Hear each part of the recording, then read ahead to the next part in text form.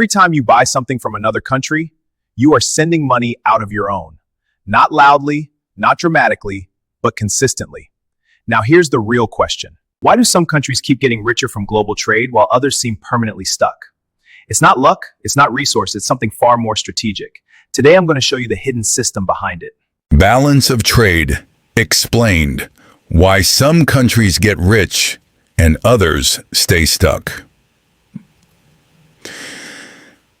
Every time you buy a foreign product, a phone, a car, even rice, you are quietly sending money out of your country. And what if I told you that some countries have mastered the art of making money flow into their economy, while others are constantly leaking wealth? This is the hidden game of global trade. It's not about who has the most resources. It's not about who works the hardest. It's about one thing: balance. The balance between what a country sells and what it buys. This is called the balance of trade.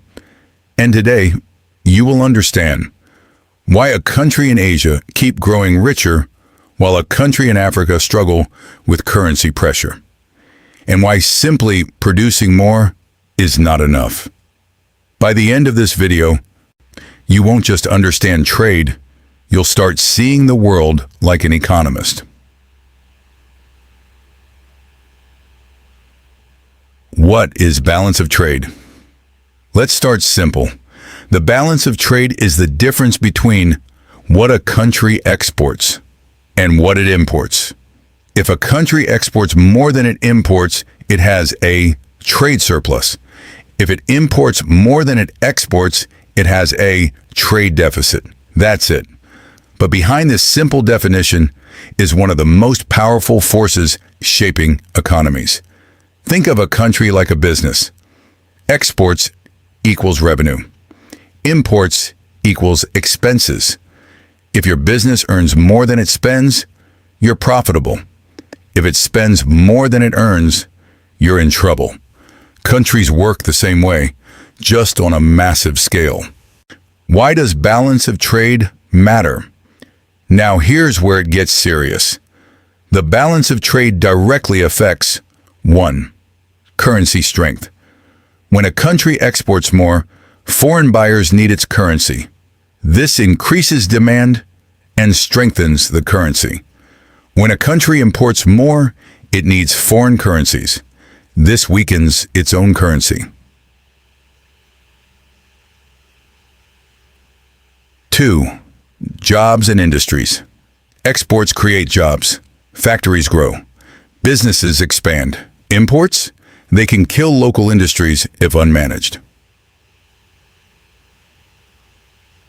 3. Economic growth. A trade surplus injects money into the economy. A deficit drains it. This is why countries don't just trade, they strategically trade. Real-world examples. Let's bring this home. China. China exports electronics, machinery, manufactured goods. They import far less than they export. Result? Massive trade surplus, strong manufacturing base, rising global power. United States. The U.S. imports heavily. Consumer goods, electronics, oil historically, and exports less in comparison. Result? Persistent trade deficit. But here's the twist. The U.S. still remains powerful. Why? Because of something deeper. We'll get to that soon. Nigeria. Nigeria exports mainly crude oil and imports refined fuel, machinery, food, finished goods. Result? Weak trade structure, vulnerability to oil prices, currency instability. And this is where many developing countries get stuck. They export raw materials and import finished goods. That's a losing game. Let's break this down. Selling raw materials is cheap. Buying finished goods is expensive. Example, Nigeria exports crude oil, but imports refined petrol at a higher price. So even though Nigeria exports it still loses value. This is called the value chain problem. Countries that control manufacturing capture the real wealth. This is why Germany exports machines, Japan exports cars, China exports finished products. They don't just sell resources, they sell value. Now here's where most people get it wrong. A trade deficit is not always bad. Yes, surprising. Take the United States again. Why can it sustain a deficit? Because 1, the dollar is global currency. Countries accept dollars worldwide, so the U.S. can import without collapsing its currency. 2, strong financial system. Investors trust the U.S. economy. Money flows into the U.S. through investments. 3, high productivity. Even with imports, the U.S. produces high-value services, tech, finance, innovation. So the lesson is, it's not just about balance, it's about what you produce. Countries use several strategies. 1, promote local production. Encourage industries to produce locally. 2, import substitution. Reduce reliance on foreign goods. 3, export promotion. Support businesses that can sell globally. 4, currency management. Sometimes countries weaken their currency to make exports cheaper. 5, industrial policy. Strategic investment in key sectors. Manufacturing, technology, agriculture. No country becomes rich by accident. Trade is engineered. And here's the truth most people never hear.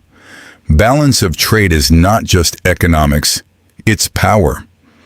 Countries that export value control global wealth. Countries that depend on imports depend on others. The real question is not, do we trade?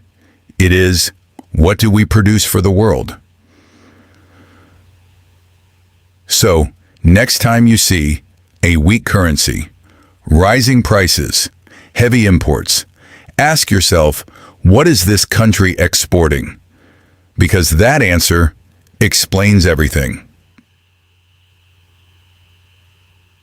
If you want to understand how money, trade, and power really work, this channel is your real business school. Subscribe.